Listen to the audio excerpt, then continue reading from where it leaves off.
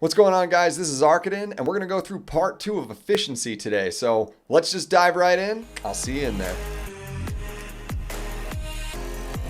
What's going on, guys? It's Arkaden, and today we're going to be talking about efficiency. The next area we're going to look at is going to be the actual sanctuary. So when you jump into the sanctuary, as far as efficiency of points goes, I personally am not going to be checking Heart of Orbis more than like twice a day because it gets kind of annoying. So I actually have maxed out this particular building all the way. I personally find that to be incredibly efficient for me because I like being able to have the bonus stuff roll in. I like being able to have it roll forward without being like, oh my gosh, I haven't logged in 25 minutes.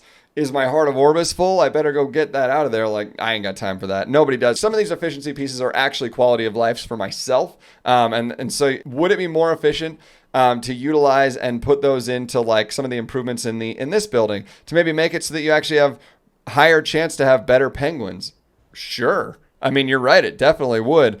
But I'm not able to play 24 hours a day. And so I imagine most people aren't. And so because of that in particular, there are quality of life pieces that I would say do this for your own quality of life. I did, however, put at least 2 points in here because I do want to be able to get the 3-star penguins, even if it is still a 1% chance lower than being able to get it at level 3. It does go up one more percent. I think being able to take it up to 3 would be huge. If I could do that, I definitely would. But definitely being able to get at least 3 dogs, I really enjoy that. I think that helps a lot. As far as efficiency goes with these, I don't know that I have the most efficient ones in these. If I'm quite honest, I don't know that you need to be able to make 3 dogs. I think you could get away with always making like having one thing here and then just utilizing your stigma all the time could be fine. But by doing this and always making dogs like this, I had 95,000 stigma lying around the other day. And so when I needed money, I had the ability to just like build a bunch of penguins and come in here and just use stigma like crazy to get a ton of different penguins. And I don't feel like I'm losing out on fodder because all I was going to do for my 24 hours anyways was allow 3 dogs to be created. So honestly, it used to be a daily to be able to pick up 1 penguin every single day. And so there was a lot of gold that I made just from selling that kind of stuff, just because it was a forced part of my dailies. Well, now it's not. And so I'm just making 3 dogs. And when I need penguins to sell, I'm just doing it. So that Forest of Souls is kind of there. As far as high command goes, this place is a place where you can get relatively efficient. The most important thing is just to have 111 as your improvement status, so you're able to get some of the higher tier like missions you can get here. But the missions will depend on what you need. I don't think getting stigma ever really matters, but I do think getting the coins is kind of important early, being able to be able to make more rings and necklaces. But as you can see, I left these on for way too long, and probably months and months and months at a time where I wasn't using these coins enough. And so now I have way too many coins when I could have had way more conquest points. So I think best in the game here, gold or conquest points, depending on what you needed, I think are going to be your best, like biggest bang for your buck. I run out of charms a lot, so it's important for me to be able to have a lot of these war missions. So I'll go war, and I will pick the 2 that give me the most, and you'll notice they give me the most conquest. This one's every hour, this one's every 4 hours. Nice thing about that is there's no weird time. It's not like I have to check in every half hour with this one. It's on the hour if I want to, and if I don't check it every single hour, which you could, you at least can check it every 4 hours and get both of these done and click them to send them out again. I am not that efficient when it comes to these particular missions because I'm not going to log in every 4 hours just because the game wants me to for that. That to me is a little bit nuts, but making sure that you have stuff that is on the hour so that if you happen to hit your 4th hour, you're playing and you happen to hit your 4th hour, you'll see both of those pop up around the same time again and ultimately give you more conquest than you would have if you had them sort of staggered. So that helps a lot. Moving into the Alchemist Steeple. I think this is one of the ones where it is actually super important that you have this one 333. You want to be able to get your quality points up. You really need to be able to craft all the things because you need to be able to do exclusive equipment as well because there's a lot of characters that now have great exclusive equipments that need to be transitioned over. But this is the one that's most important. Like that reducing gold by 20%. Huge. If you're in here crafting without that, oh my gosh, go to chapter 2, chapter 1, get yourself more Breath of Orbises and put them in here. It's too important. You will long-term lose so much gold if you don't have that. It is not efficient to not have that. Steel Workshop, again, this is another one of those ones that I think also does reduces gold requirement by 30%. On this, you want to have that one up all the way too. Giving the items a chance to be all the way up to like epic, heroic, and rare. You want the highest chances to be able to get as much epic gear as you want, because that's all you really want late game is heroic and epic gear. So that's huge. Blacksmith's Dormitory, let's see, reduces resources required by crafting for 30%. Bro, you don't want to spend extra materials. That's crazy. So again, all three of these are incredibly important for the Steel Workshop. So if we had to like sum up this area, the most important things that are absolutely efficient you really want to have 111 in the high command so that you can at least have those extra missions that are going to give you high tier missions to be able to go on. And then you really want to triple three the Alchemist Steeple, triple three the Steel Workshop, because that's where you're going to spend most of your resources late game. Heart of Orbis, I think, is a quality of life triple three, which is why I have it. And then the Forest of Souls is depending on how you want this to look.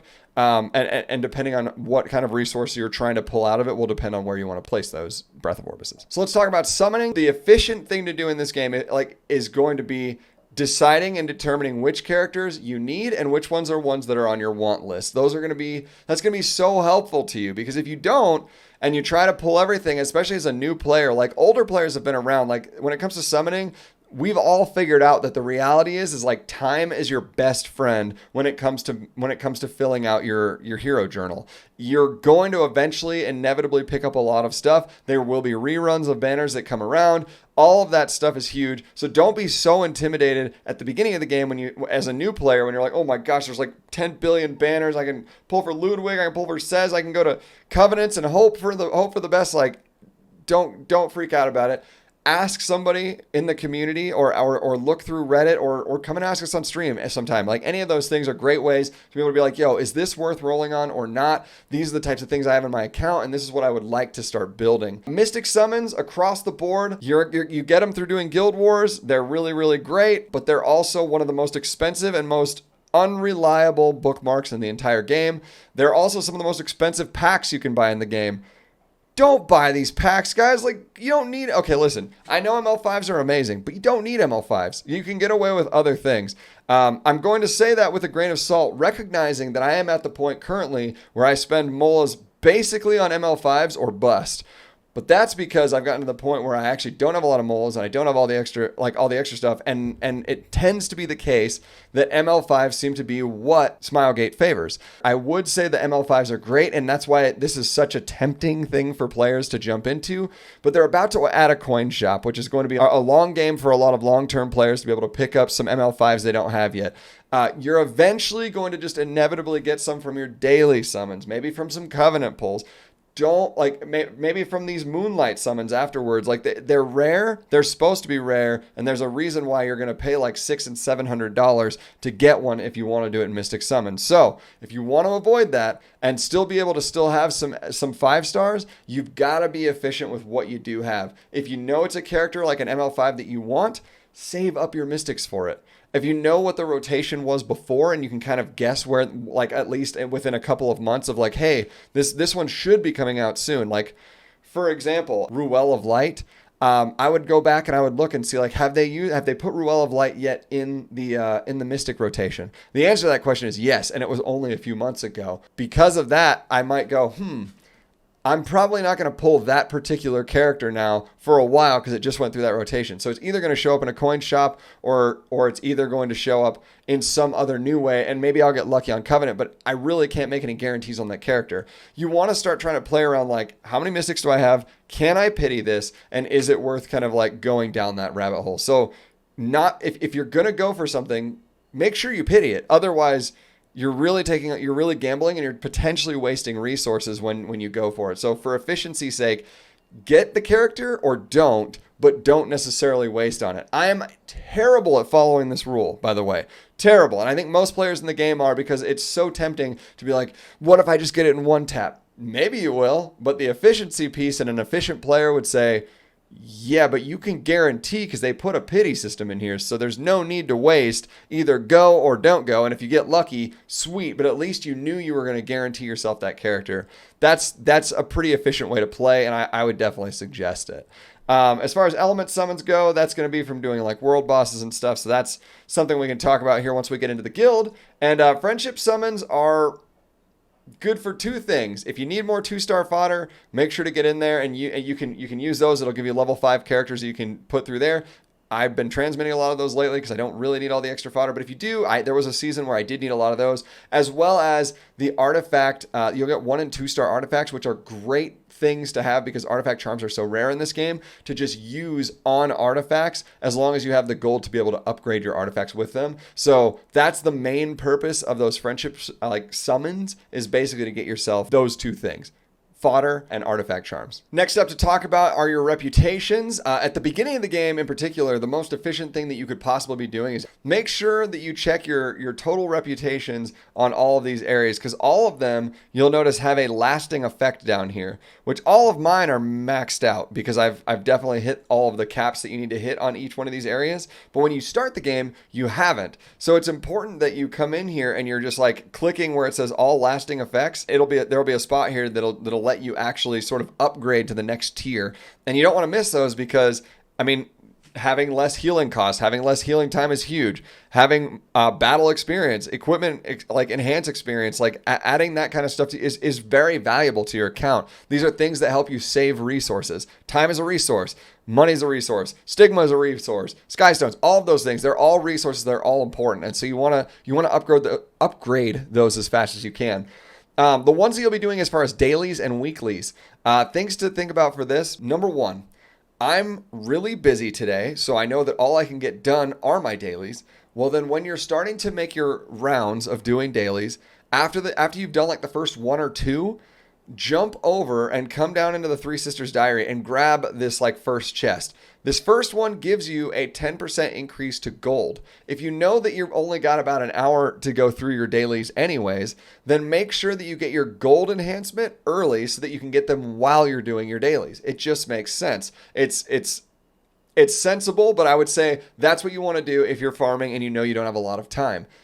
Other hand is, I've got a lot of, let's say, extra energy in my mailbox. If I have a lot of extra energy in my mailbox, things are starting to run out. I have like an amazing hunt buff going on, or I have the buffs that I bought from for my $15 monthly packs, or even just my guild buffs are up. Any of those things are all good things. You want to have all of those up if you can, and have them ready for some farming after you're done with dailies. So for me, when I go through my dailies, I'll finish off and get all the stuff that will require me to get through dailies, and then I'll go through the thing that you get to do every single day that's on a monthly rotation. That's sort of like an event that they'll put up in the scrolling right-hand corner on the main screen.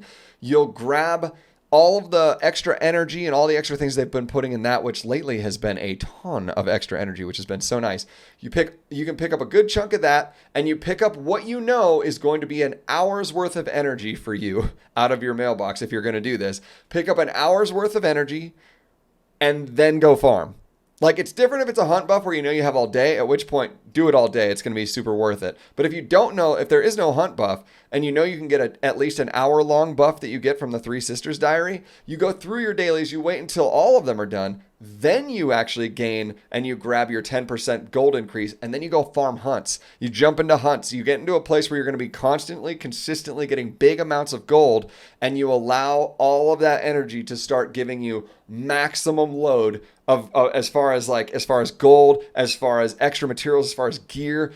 That's where you're going to get that maximum efficiency out of your dailies, is deciding, do I have time for this today or do I not? And if I have time for this today, am I using my energy in my mailbox efficiently? And again, if you've gone 6 days in a row and you haven't had a day where you felt like you could be efficiently actually farm out, I would still suggest on that 6th day, if you've got stuff that's 1 day away from disappearing in your mailbox, never, ever, ever let that energy go to waste. So always do, like, on those days, finish out all of your dailies, then click this, and then just like set it and forget a 20 run or something. Go and do like an auto 20 run of Wyvern, you're still going to get more value out of that than you would ever get by just using it during your dailies. Because during dailies, you're not always clicking on things that are going to just give you gold. You're clicking on a whole bunch of different stuff, from spirit altars to doing labyrinth to all this stuff that doesn't necessarily give you that same yield. Save that hour-long yield and use it as efficiently as you possibly can. Super helpful. Next up, we're going to talk about the pet house. The pet house is actually pretty incredible in the way that it can add to your long-term efficiency, even if in the short term it's actually insanely inefficient. Things that you would want to be paying attention to: there are 4 total pets that you want to pick up. There's 1 for your lobby. You want 1 for hunts, 1 for spirit altars, and 1 for when you're just farming your adventure or your side stories. The 1 for your lobby is the most confusing because there's like 3 things that you really want to have, and then there's a couple of other ones that can just be really helpful. If we look at my lobby pet, which is the purple pang here, mine has minus 6% equipment enhance cost, plus 10% gold earned from selling equipment, plus 6% equipment enhance experience. So these 3 are the 3 that I would consider to be the most important because they're way efficient on your actual resources when you're crafting materials, selling stuff. You're getting a lot more bang for your buck out of these. Other ones that I could use a higher chance to get good successes, that gives you great success chance. I could obviously try to meld those into the pets that sit in the lobby, but the reality is that those particular things are a lot more RNG than things that are just giving me a flat, like a just straight up flat percentage of stuff. Like I know that I'm getting an actual negative 6% equipment enhance cost always on every single piece that I enhance. That's going to be long-term more efficient than having the greater and good success chances. They're good, don't get me wrong. If you had them and that's all you had, make that into your lobby pet. It's still going to be more efficient right off the bat, but keep in mind these ones are kind of better here. The other ones, like hunt, there are only 3 hunt things you can get. There are only 3 spirit altar things you can get, and there are only 3 adventure / side story ones that you can get as well too. So those ones will be a lot more obvious. They're obviously 3 different things. For hunts, they're the ones that are listed here. There are ones that are specifically for the circle spirit altars, the triangle spirit altars, and then the epic hexagon ones. There's ones to give you enhances on all of those, and then there's also like extra charms you can get, extra side story AP that you can get, and a couple of other. I can't even remember what the other thing is for side story, but it doesn't really matter. There's only 3 for each of those, so the efficient thing would be obviously to use all 3 of them when you get them as S. Another big thing when it comes to efficiency when you're leveling these things up, you'll notice that mine are maxed out affinity, but if he was not, you'd be able to actually play with the pet every day and use stigma to actually build it up higher. When they have low affinity, and 5 is the max, when they have low affinity, this percentage on all of these would be lower. So you want to eventually max them out because it gives you max proficiency in all of the areas. So that's going to be your most efficient way to be able to deal with pets. The final thing we're going to talk about in this particular video is going to be guild. Guilds are incredibly important to be part of, especially an active guild. It will add to your efficiency as a player tenfold. You don't have to be winning all of your guild wars. You just need to be in an active guild. Guilds make such a big difference. Let me show you why. When it comes to the guild hall, if you're able to be in all of your different guild wars, that can be 3 times a week. That's where you're going to get your mystic bookmarks. That's like your only way of really getting mystic bookmarks, other than a little bit that you'll get from farming when you're doing any of your Hunt 13s. But guild wars is your main source of those. So getting those done is going to give you something fun to do every single Monday, Wednesday, Friday, as well as give you all of those mystic bookmarks. Winning obviously gets you more. So if you can be in a winning guild, awesome. But just getting them is way better than not getting anything. So that's huge.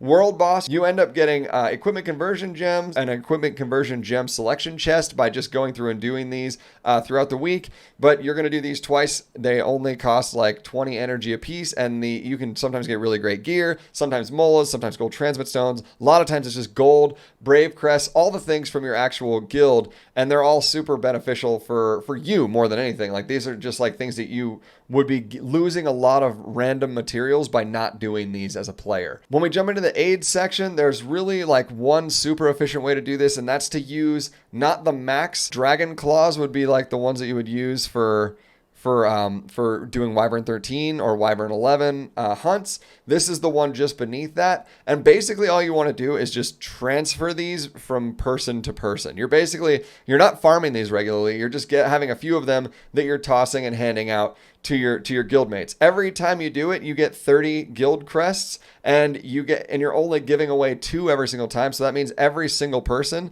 gets to have that done 4 times to them, and then they can also use that on other people. You want to try and hit your donation limit every day. It's hard sometimes to get that every single day, but as close as you possibly can. When you start trading out catalysts, it's incredibly inefficient because you can only ever give 2 catalysts to that person in a day. So that means only 2 people in your guild are going to actually get Brave Crests from that, as opposed to 4 if you were using the Mana Drake clause. And you're only going to get, I believe it's 40. It's either 40 or 50 of these Brave Crest commendations, as opposed to 34 times. So you get 34 times, or you get either 40 or 50 2 times. So you're getting less overall for your guild, bang for your buck out of those. So that's why everybody suggests using Mana Drake clause. We here also accept people using their greater runes, because those are also pretty efficient, because you end up having to give them 5 different ones as well too. So even though you get 20 every time, you're getting 5, and so you're helping out more guildies with it. So it's pretty good. Also, these are really easy things where if you needed to get them, they're easy things to farm. So there's just a lot of efficiency, and there's a reason why you want to have a lot of Brave Crests constantly. It's actually super good for your account.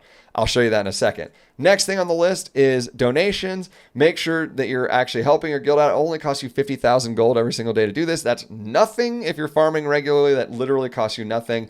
And you get 2 out of the 3 proofs of courage you can do every day just from doing World Boss. So get in there, do your World Boss, and drop at least 2 of them there. Like, there's no reason not to. And you can only do 3 a day. So try to remember to do those 2 every single day. Otherwise, you'll miss some days, and then you might have like 4 or 5 another day, but you still can only put 3 in. So you want to make sure every day you're getting at least a couple of those in there, because it's going to actually benefit keeping buffs up and everything else in your guild. When you jump into the member shop, efficient things to buy. People are probably buying the Terra Phantasmas now to turn into silver transmit stones just through transmission. But if you want to use it, they're super helpful, because they start off as maxed out 4 stars, so they can be 5-star fodder very quickly. That's what a lot of people used to use them for, but I still buy one every single month. That's once a month. You also can get a gold transmit stone once a month. It's not necessarily efficient to buy the gold transmit stone, but it is definitely worth it. I think because there's you're going to get so many more of these commander armbands than you ever used to get when they first came out, that getting this and picking this up is just like, hey, maybe you'll get a chance at another 5-star MLs, which 5-star MLs are the true late game of this game. So again, worth it to me. I think it's worth it to all players. Once a week, you need to pick up this Molagora seed. That would be crazy not to. This is the most important thing to pick up every week out of this guild member shop. So make sure you do that. They've got some other things in here. The Proof of Valor is a very efficient way to be spending your commander armbands. Victorious Flag, not so much. I bought them for fun because I had way too many armbands. But if you're a new player and you're looking for an efficient way to do this quickly and get the best things you can, Proof of Valor, sick. Victorious Flag, not necessary. In fact, I would get all 12 of these Proof of Valors before buying any of these 6 Victorious Flags. Catalysts, this is a way that you can grab them, although I usually tend to skip this a lot because we're always farming for catalysts and I'm always doing side stories for catalysts, so you can, but and if you have a lot of extra, you can definitely use those. I'm going to talk about this in the next video, but you don't need to use Labyrinth Compasses the way that I do. I do this as a time saver for me because I know that I'm going to have 3 of the Labyrinth Compasses on Monday when the reset comes, and so I like being able to get 2 out of my 3 runs in normal done right off the bat on a Monday because I don't have a lot of time throughout the rest of my week to get it done. So I'll buy this even though it's semi-inefficient just for my own time's sake. And so again, it's sort of a quality of life for me. That's the reason I do it, but there's no reason to buy this. You don't need to do more than like 2 to 3 runs anyways when you're going through normal raid. So having these extras, unless you're trying to like quickly get through Nixie's Sanctum or anything like that, which again, quickly is not efficient, quickly is just faster. So this is more of a quality of life thing, not necessary. These are why you want to be as efficient as possible with your commander crests, though, and get all those world bosses in and get as much exchange as you can with your friends in the guild in the aid category, because lesser artifact charms are worth their weight in gold. They are so helpful. You need to bring up so many artifacts up to plus 30 as the game continues to move forward, and there's just not a lot of artifact charms to be able to pump into stuff. This is an unlimited resource. So the only thing that limits you is how many actual Brave Crests you have. So as many times a week as you have Brave Crests for, you can buy them. Do it. It's super, super helpful. And that's pretty much it for guild. After that, there's going to be like your normal stuff for like captain shop, which that's most people don't even have to deal with this. Efficient things here. Probably don't want to pick up the guild blessing of healing because it's pretty unnecessary, kind of a waste of gold, but everything else is absolutely worth buying. These two buffs are huge. They give so much extra gold, so much extra experience. They need to be up every single time they're on cooldown, and these guild supply chests that you can do like once a week, as well as the extra energy that they just added recently, is also very, very nice. So if you have the materials and your whole guild is actually farming and they're active, getting these things will be super easy. But if you think about this, this is effectively, when it says that you can get once a day 50 energy, that's 50 energy per person, and it only costs 30 of these proof of courages that you have in the guild. 50 times 30 is like what, 1500? 1500, literally 1500 energy you're getting for 30 of these if you space that out over your whole guild. So if you've gotten a super efficient guild, now they're all getting a ton of extra energy that they wouldn't have had before. That's massive value. Same with the 30 energy ticket for the 1 million. Obviously, it's a little bit less. You're going to get a little bit less value, but it's still a ton of value. Very, very worth it. Weekly missions. These are, I would say these become efficient when you get to the point that your side story is done and you are caught up on the normal main story. When you're doing your dailies, if you have to do dailies and you're going to be sent somewhere anyways, somewhere on the map, you're better off going and doing some of these AP store ones to acquire like Sun Desert AP. Just hit go. It'll send you there. Once you're there, you farm up your 5 runs you needed for the day to be able to get your daily completed. And then you maybe come back there the next day or whatever day that you have during that week to be able to finish these. Mostly because you get extra potentially Catalyst, Ancient Coin, Stigma, Gold, or Conquest points. That's extra resources. We never scoff at extra resources. That's too easy. And it's one of the things you already have to do somewhere else. So the efficient thing would say, I'm not going anywhere else. Click go. Let's do it. So when it comes to arena, things that you really want to be considering are how can I get maximum conquest as fast as possible? And how do I not let this ever hit and stay at 5 out of 5 for very long? It only takes a few hours to be able to recharge if you use all 5 tickets or all 5 flags to be able to get all the way back up. So efficiently, every couple of hours, you would want to jump on and get your fights in. For a quality of life, for a lot of people, because that's kind of crazy, quality of life would be when I get up to do my dailies, I do my 5 tickets, I buy my 5 tickets with my friendship points, so that way I'm doing at least 10 fights right off the bat, and then at least once midday and once at the end of your day, come back in and do another 5 fights and then another 5 fights. If you can do 20 fights a day, you're going to have enough conquest points to easily buy all the pieces you need, easily be able to grab some of the tokens that you'll need to be able to upgrade some of your left side gear. And you'll also be able to like slowly gain skystones if you're taking out and making sure that all of your NPC challenges go down. These NPC challenges have much longer cooldowns. As you can see, some of them are like 2 days. Some of them are as short as 2 hours. What you want to make sure on these particular things is when they're up, take them. They're basically free. You don't have to put in any real effort. You gain skystones and you get very free conquest points. These also count towards your repetitive battle because every time you take 10 battles, you get a repetitive battle, which gives you an extra 10 conquest on top of the conquest you would get from the fight. So you get 5 for doing NPCs. Currently in Champion, I'm getting 7 for every single one of these fights. I know that if you go down a couple of tiers, it goes down to 6, and I believe 5 as well too if you're in like lower bracket. But as you continue to move forward, you'll continue to get multiple more things out of this. Arena is a big deal. Arena is where you're going to get most of your skystones every single week because it resets and gives you more. Arena also gives you skystones as you hit new thresholds and new levels of basically rank. The higher up you go, the more you get. So every time that I go from Champion 5 to Champion 4 for the first time, I'm going to get skystones for that too. And those gain actually like on kind of an exponential level too. You get much, much more the higher up you go. You'll get those one time, so that's super good. So as far as efficiency goes, you want to try and hit Legend 1 at least once. I mean, there's no necessary efficiency to doing it more than once, other than just as sort of like a clout piece. But The reality of never making it up there means you're missing out on a lot of skystones just on the trek up there. So make sure if you can do it once, go up there. The highest I've been is Legend 4. So I know that if I ever make it higher than Legend 4, if I get to 3, 2, or 1, I will actually get the skystones for all 3 of those particular spots if I go back up there again.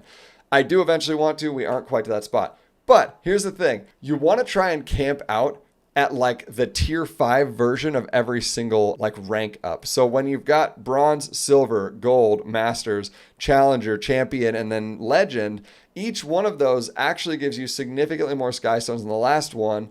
But only for getting into the new tier, not for actually going from like, let's say, because I'm in champion 3 to champion 5, the difference is 800 skystones compared to 840 skystones, 820 skystones. I think it's 820. I'd have to go and look here real quick.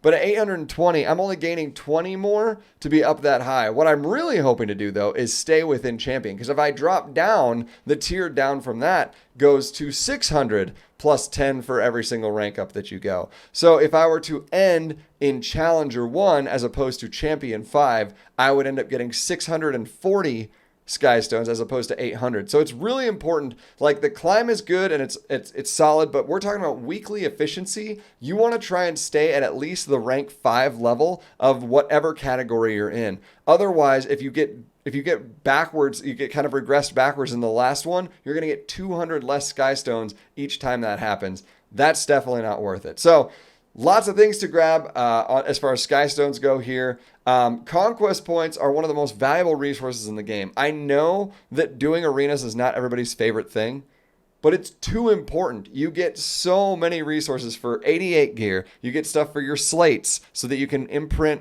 your limited characters and or whatever 5-star you want to. You get a banner for it, which is okay, but like whatever. You're already kind of doing the arena anyway, so this doesn't cost you any extra conquest, so the banner is pretty much free.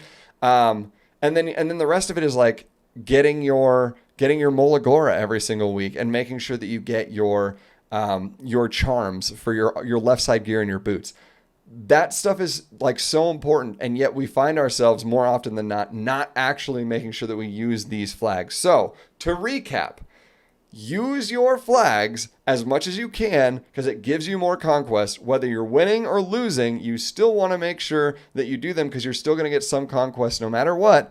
And that conquest is going to help you to upgrade more gear, upgrade more characters, get to the point where you're actually able to go up to that next tier and ultimately put you in a position where you have more resources to be able to either farm with, or in the case of skystones, it's either farming or pulling.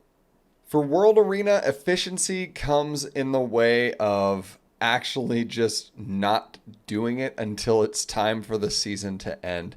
I hate saying that because I think this is one of everybody's absolute favorite things to do in this game. I say that knowing that there are plenty of people that will disagree with that statement, but there's a lot of people that really love this, myself included. I really do love World Arena. Unfortunately, right now, the game is sort of a game of attrition, which means play more, and if you can play as many as you can, and as long as you have a decently high win rate, you'll be able to stay up in the rank that you kind of want to be. I can hit champion relatively easily, but once I look at what it takes to actually go up to if I take a look at the season rewards and I go, okay, legend is actually only top 100. It says 2200 or more. We could do that. Top 100 though would be, I mean, last season was over 3,000. So the climb is so significant. Even if you started in bronze, you're at like 1,200 points, right? So 1,200 to 2,000 is only 800 points, whereas 2,000 to 3,000 or more is another 1,000 points. So just the jump between these two is insanely inefficient due to the way that everybody can kind of just grind as many games in as they want. So because of that, depending on where you know you're going to end, if you don't want to regress, and this is sort of the problem with World Arena where we are today, is if you do play your 10 games and you're at any rank, you will just like slowly rank yourself down by not playing for X amount of time. So you have to play it a lot. Otherwise, you end up you lose some of your like MMR essentially. The unfortunate reality is it makes more sense to actually just take those fights later and then just like scoot your way up to where you should sit a little bit faster. This is such a hard one because efficiency in this, there's no actual real resource that you gain out of this that matters at all unless you end in gold, silver, or bronze. The real reason most people do it is because they really want to get the skin, right? So that's why we're in this. We're in here for the skins, we're in here for the borders, we're in here for the backgrounds, not necessarily for resources. So as far as efficiency goes, that's what I would say is most efficient, is to do it later in the season, at least the way that it's currently set up. But depending on if you love it or not will depend on if you just continue doing it all the time or if you'll wait. So once again, thank you guys for joining us and talking about all of this efficiency pieces in this game. Man, I wish I was way better at doing all of these things so perfectly myself, and there are still ways that I'm finding to be more efficient all the time in this game. If you guys have any of those, make sure you guys post them in the discussion down below. It's helpful information for me at the very least, and I just love being able to hear from you guys. It's good stuff. So like, comment, subscribe. We will see you guys in the next video, part 3 on the way, boys. See you there.